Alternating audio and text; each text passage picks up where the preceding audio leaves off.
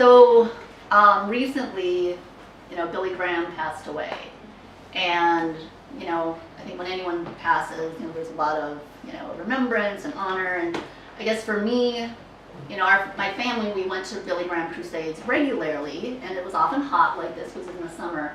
And I remember once in particular was in between stuff or whatever, and I was out in the hall, and I was probably not even in kindergarten yet, and we saw one of our babysitters in the hallway, and she crouched down and just was talking to me, and she looked at me and she said, you are so beautiful.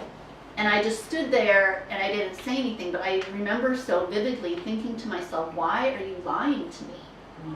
And a lot of we see a lot of hashtags lately, representation matters, and it strikes me very kind of odd that even at that age that I already had that perception and of myself. And so I think people thinking like, well, we don't need to see another this or another that. It's like, well, actually we do.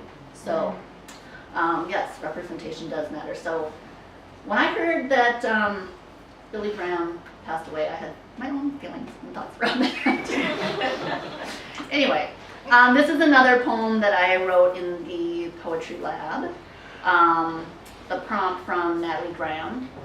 She had us take a text called Popular Turf Varieties by Scott Cohen, and it's online. It's literally like how to pick out grass for your yard.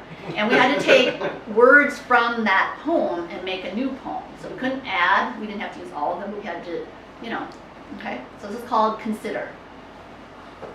When choosing the best variety of children, first select one that will best suit the needs of your whole family, that will thrive in your local environment. The most important factor to consider in selecting is the ability of the children to survive, the intended use from adults. Is there adequate sunlight to support? Space that favors intolerant varieties of children. Consider your choices, conditions to plant children installed for an instant family.